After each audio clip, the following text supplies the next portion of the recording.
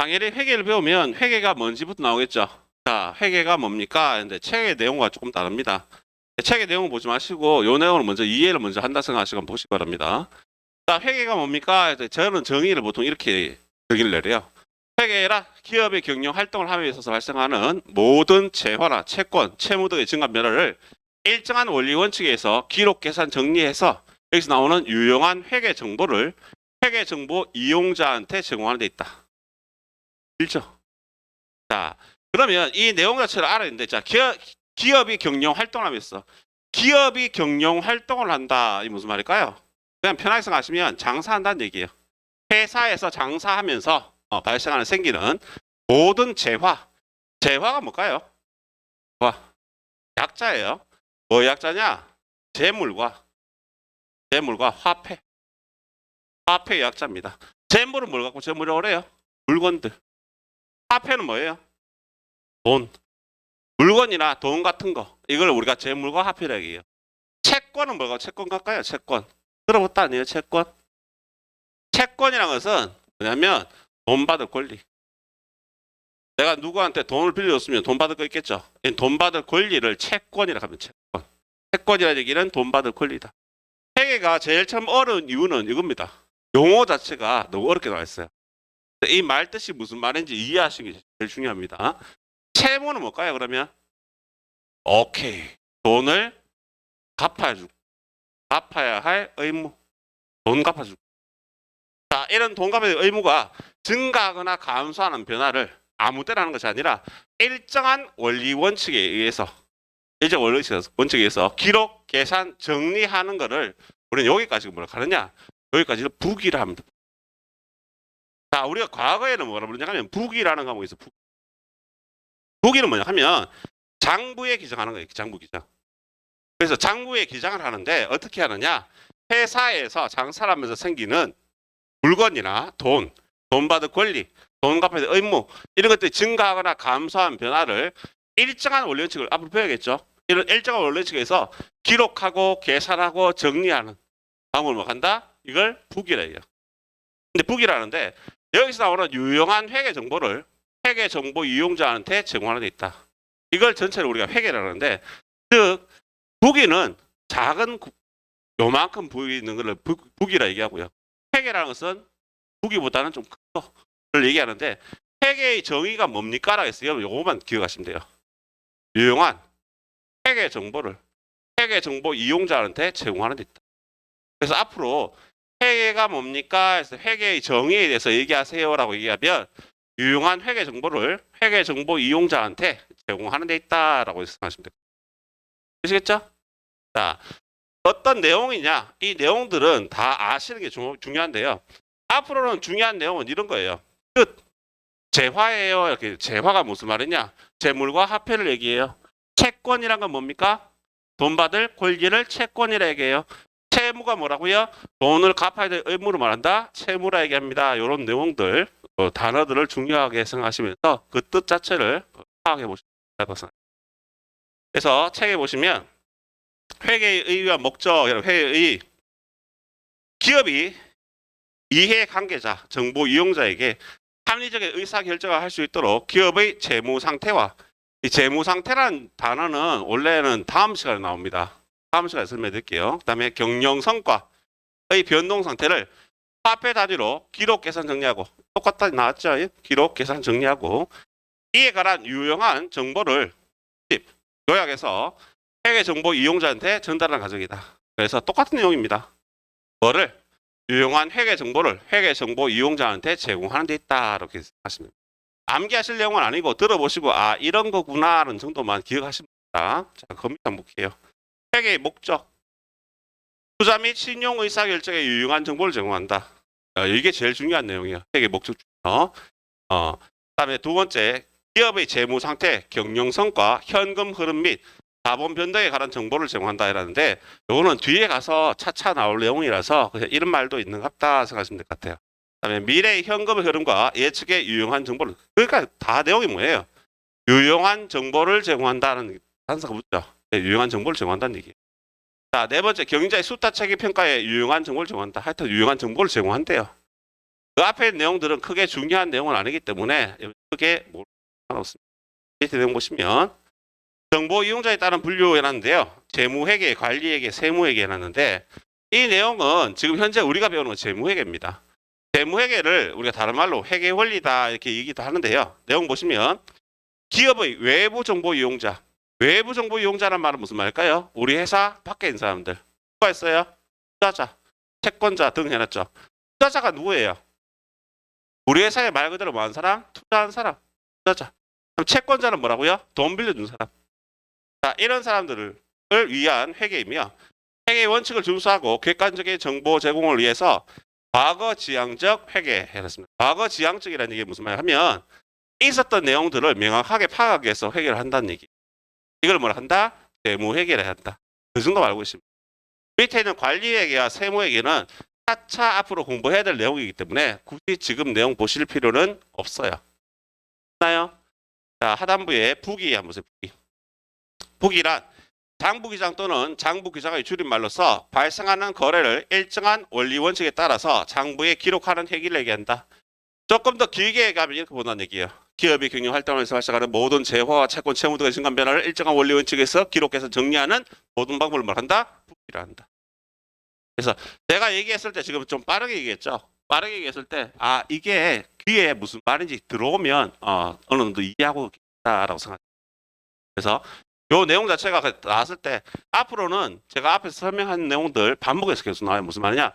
대화라든지 채권이라든지 채무라든지 이런 말들이 계속 반복해서 나옵니다. 반복해서 나오는 말들은 어떤 말들이다? 중요한 말이라고 생각하시면 돼요. 그 내용이 무슨 뜻인지 그 자체를 기억을 하셔야 되는 겁니다. 되시겠죠? 자, 넘어가요. 자, 페이지 3페이지가 부기의 종류. 영리 육모에 따라서 뭐라 했습니까? 영리 부기와 또 뭐가 있어요? 비영리 부기. 자, 부기라는 것은 회계의 조금 작은 범위라고 생각하시면 됩니다. 장부에 기록하는데 영리라는 것은 영리를 추구할 목적으로 하는 걸 영리부기.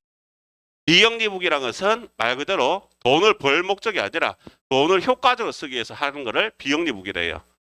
우리가 하는 것은 영리일까요? 비영리일까요? 당연히 우리는 돈 벌려고 하는 거죠. 우리가 취미라는 건 아니잖아요. 그럼 비영리부기. 자, 영리부기의 가장 대표적인 것은 우리가 배우고 있는 회계 원리라든지 나중에 배울 원가 회계라든지 세무 회계라든지 이런 쪽을 우리가 영리 회계라 영리 부기라 볼 수 있고요. 비영리 부기는 뭐냐 하면 집에서 가계부 적죠. 가계부 적다 해서 돈 더 법니까? 아니죠. 돈을 만다 효과적으로 쓰기 위해서. 뭐 관청에 사는 관청부기라든지 혹은 교회나 사찰 같은 데 사는 종교부기라든지 이런 것들은 보통 비영리 부기라고 보고 있습니다. 그래서 내용 보시면 영리 부기 보시면 유통업, 제조업 등 영리를 목적으로 하는 기업의 회계고 비영리는 학교나 관청, 영리를 목적으로 하지 않는 비영리 기관의 회계를 비영리 부기라 부릅니다. 자, 밑에 기록 계산하는 방법에 따라서 뭐 나왔어요? 단식 부기와 또 뭐 됐습니까? 복식 부기. 자, 복식 부기 두 가지가 있는데요. 자, 단식 부기와 복식 부기. 차이점은 일정한 원리 원칙이 있냐 없냐. 일정한 원리 원칙이 없이 편안하게 내 마음대로 적는 걸 한다. 단식. 일정한 원리 원칙이 있으면서 그만큼 복잡한 부기를 뭐라 한다? 복식이라 얘기해요. 우리는 단식일까요? 복식일까요? 당연히 복식이겠죠. 우리가 하는 거는 당연히 복식부기. 그래서 복식부기 보시면 일정한 원리 원칙에 따라서 재화의 증감 변화 및 손익의 발생을 합리적으로 기록 계산하는 완전한 부기 방법이다 이렇게 했습니다. 어떤 내용이다라는 정도만 기억하시면 되고요. 그 세부 내용들은 굳이 크게 신경 안 쓰셔도 상관없을 것 같아요. 넘어가요. 자, 그 밑에 다시 새로운 단어 뭐 나옵니까? 회계 단위. 회계 단위가 뭐냐? 중요한 키워드는 그냥 말 자체는 이거 생각하시면 돼요. 회계를 어디서 합니까? 회계를 하는 장소적 범위를 회계 단위라고 얘기합니다. 요거는 조금 중요하다고 볼 수 있는 게 왜 중요하다고 볼 수 있냐 하면 잘 안 나와요. 잘 안 나와요. 시험에 한 번씩 나옵니다. 그래서 회계 단위가 뭡니까? 지금 본사에서 회계하고 있습니까? 지점에서 하고 있습니까? 공장에서 하는 회계예요? 사무실에서 하는 회계예요? 장소에 따라서 다르다는 얘기겠죠. 이걸 뭐라 한다? 회계 단위라고 얘기해. 회계 단위. 그래서 내용 한번 보세요. 자, 회계 단위. 기업의 자산, 부채, 자본의 증감 변화를 자산 부채 자본 무슨 같은데? 이거 모르세요? 자, 자산 부채 자본의 증가한 변화를 기록 계산하기 위한 장소적 범위를 회계 단위라 하며 장소적 범위라는 말 중요합니다. 장소적 범위. 한 기업의 회계 단위는 하나인 것이 원칙이나 한 기업의 본점과 지점 혹은 공장이나 사무실 같은 거 구분되어 있을 때 각각을 독립된 별도로 회계 단위로 할 수 있다 했습니다. 회계 단위는 다른 말들은 필요 없고 회계를 어디서 합니까? 장소적 범위를 말한다. 회계 단위라 한다. 그러니까 자, 그 중에서 우리가 자산 부채에 대한 자산 부채 자본에 대한 내용이 나오기 때문에 잠깐만 설명할게요.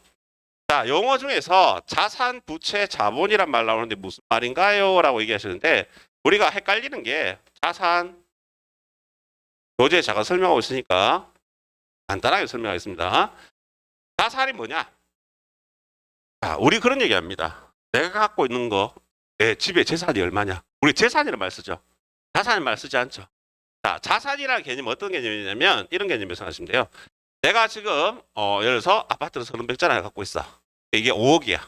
그럼 이 5억을 뭐란다? 자산이라 불러요. 알겠습니까?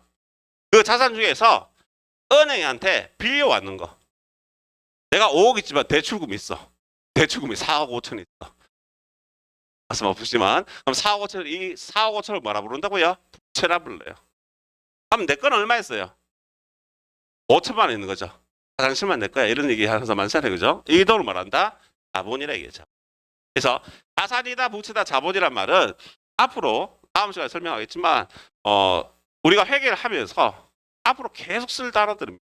이게 헷갈리시는 분들은 처음에 헷갈리면 무조건 안 되는 게 자산이 뭐예요? 부채가 뭐예요? 자본이 뭐예요? 라고 물었을 때 정의는 확실하게 못 내리더라도 어떤 느낌인지는 알고 있어야 돼요.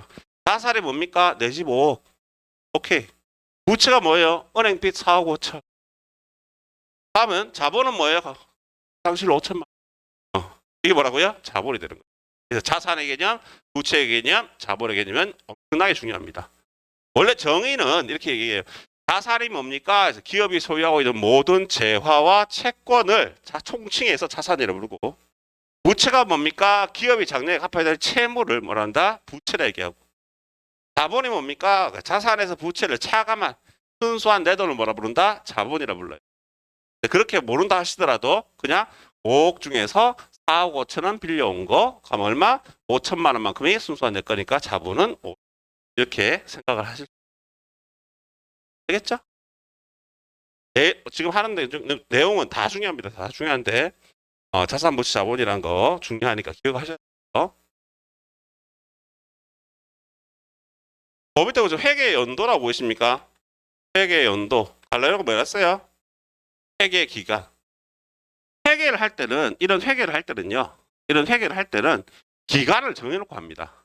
회계 기간 혹은 회계 연도 이렇게 얘기하는데 보통 얼마를 잡느냐? 보통 1년 내지 6개월로 잡아서 우리가 회계를 하는데요. 이걸 하는 이유는 다른 거 없습니다. 회계를 하는데 왜 기간을 두느냐? 기간을 두지 않으면 어떤 일이 발생한다? 자, 회사를 하나 오픈합니다. 회계 기간을 본인 마음대로 할 수 있어요. 몇 년 하고 싶어요? 몇 년 하고 싶어요? 2년? 2년 하면 세금 낸답니다.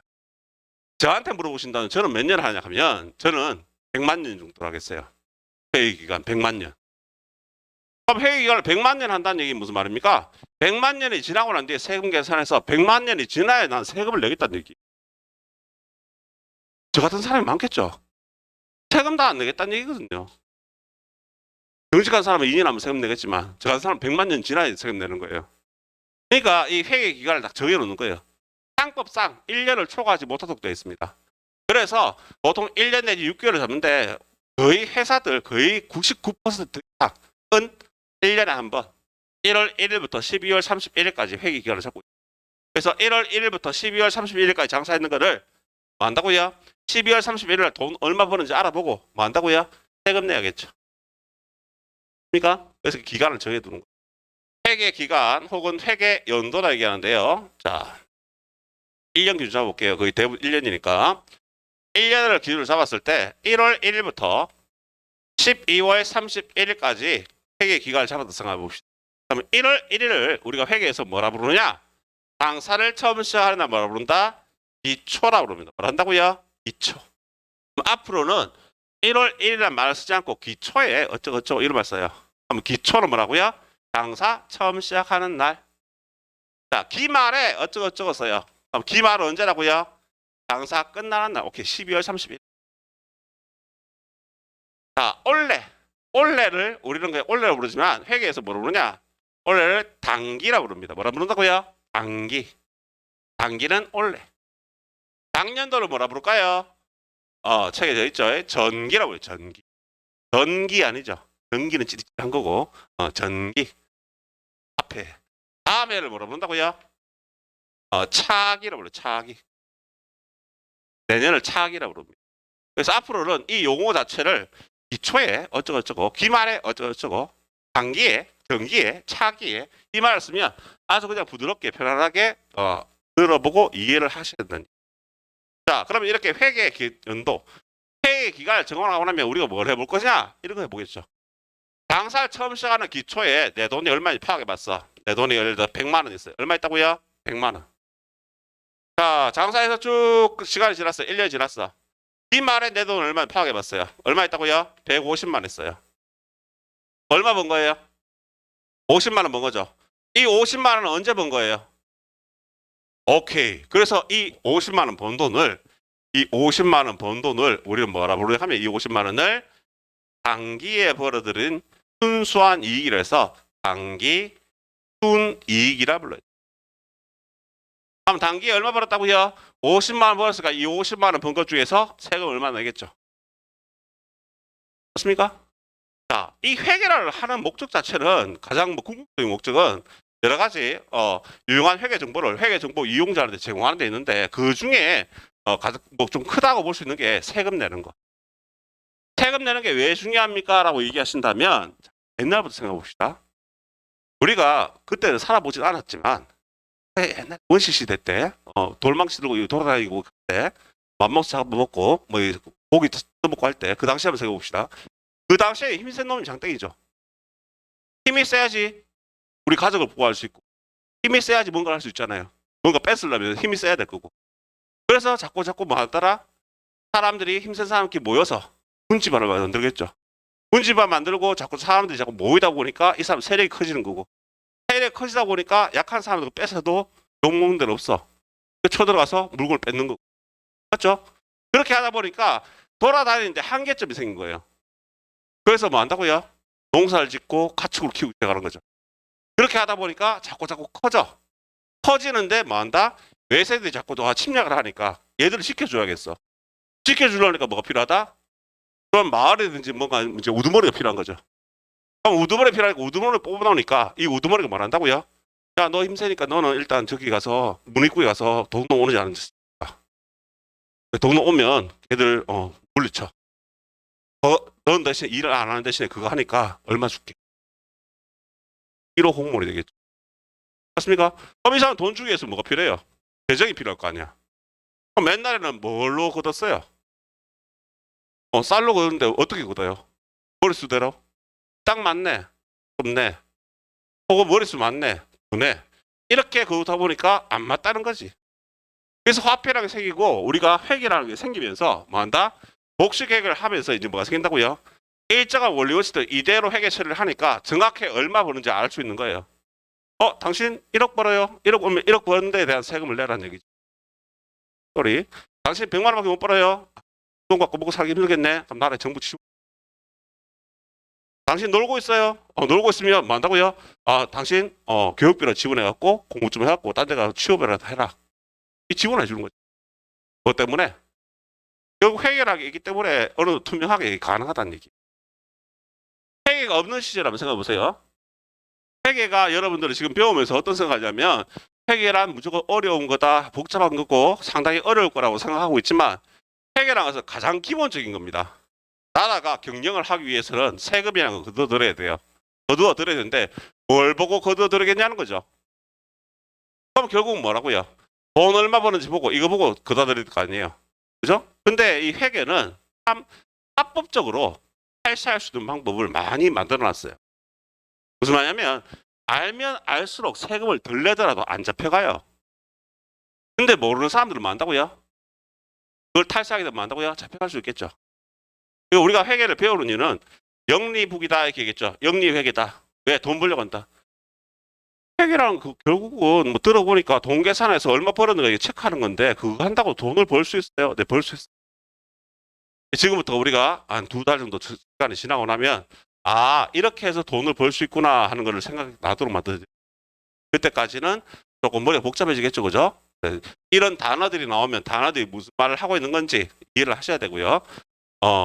이 돈을 많이 벌면 많이 벌수록 세금을 어떻게 한다? 더 많이 내겠죠. 그죠? 그럼 이 돈을 어떻게 많이 벌더라도 적게 번 것처럼 법에 안 걸리게 이장하는 방법을 배워야겠죠. 맞습니까? 앞으로 그런 걸 배울. 그래서 이 내용들을 배울 거고요.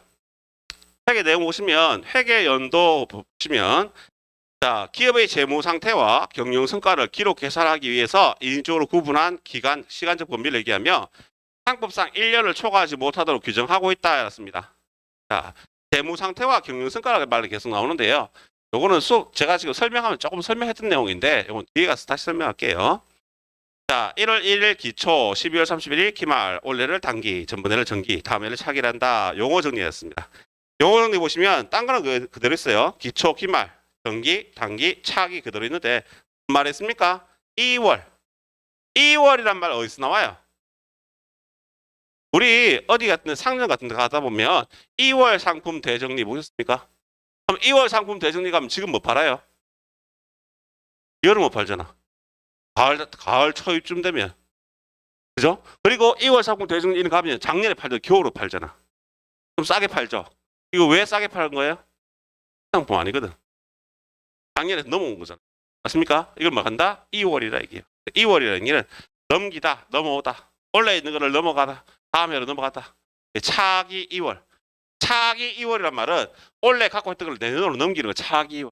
전기 2월이라는 게 전번 해에 있던 게 올해로 넘어왔다는 얘기. 뭘 한다? 2월이다 이렇게 얘기해요. 2월이 무슨 말인지 이해를 하셨으면 좋겠어요. 되시겠습니까? 자, 거기다 기초 파트가 나오는데요. 기초 파트에는 정말 필요한 부분만 딱 뽑았어요. 필요한 부분 딱 뽑았는데 여기서 조금만 보고 하자면 회계 정보를 이용하는 회계 정보 이용자, 요 회계 정보 이용자한테 아까 잠깐 나왔는데요. 외부 정보 이용자란 게 있었어요. 맞습니까? 잠깐 봤죠, 그죠? 뭐도 있다고요? 내부 정보 이용자도 있겠죠. 아까 우리가 잠깐 봤을 때 외부 정보 이용자한테 누가 있었다고요? 투자자, 채권자, 투자하는 사람, 그다음에 채권, 돈 받을 권리 있는 사람, 채권자. 그 외에도 뭐 정부라든지 혹은 고객이라든지 여러 가지 나올 수 있겠죠. 종류 무지장 많습니다, 그죠? 이런 사람들을 말한다. 외부 정보 이용자로 부르고 내부 정보 이용자 누가 있을까요? 우리 회사 안에 있는 사람. 오케이. 책 있나요? 종업원. 또 뭐 있어요? 경영자. 이런 사람 우리 뭘 한다? 내부 정보 이용자라고 그래요. 책 어디 있나요? 관리회계에서 관리회계. 우리 회사 내 관리하는 거 지금은 시간 안 써야 됩니다. 자, 일단 종업원의 경영자 이런 사람을 회사 안에 있는 사람이니까 내부 정보. 한 번씩 우리가 어차피 나중에 시험 칠 거잖아요, 그죠? 시험 쳐보면 이런 문제 나와요. 다음 중 내부 정보 이용자에 해당하는 사람은. 그럼 이 문제를 틀리면 뭐라고 얘기할까요? 회사 안에 누가 있어요? 그럼 회사 안에 손님이 올 수 있잖아요. 이런 거 아니죠, 그죠? 회사 내부에서 우리 내부 정보를 이용하는 사람은 회사의 종업원과 누가 있다? 경영하는 사람. 자, 회계하시면서 뭘 생각하시냐면 회계는 누구 입장에서 할까요? 회계는 이걸 다른 말로 회계의 주체가 누구냐 이렇게 얘기합니다. 회계의 주체는 누구일까요?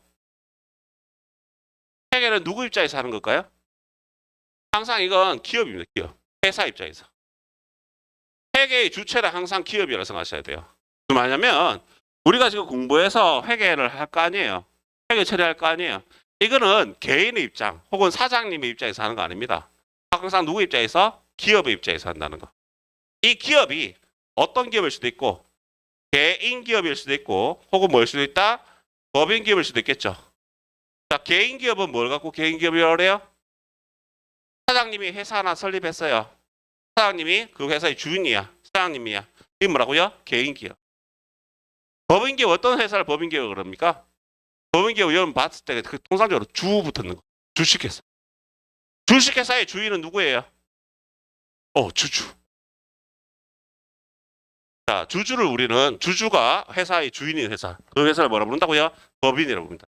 그래서 우리가 그 단편적으로 봤을 때 FAT 2급 같은 경우에는 개인 기업에 대한 회계 처리를 하고 있고요. FAT 1급 같은 경우에는 1급 이상은 다 뭐라고요? 법인 기업에 대한 회계 처리를 하고 있습니다. 그래서 개인이 무슨 말인지 법인이 무슨 말인지 어느 정도는 기억을 하셔야 될 것 같습니다. 이런 용어들을 앞으로 수업하면서 계속 정리를 해드릴 거예요. 잠시만.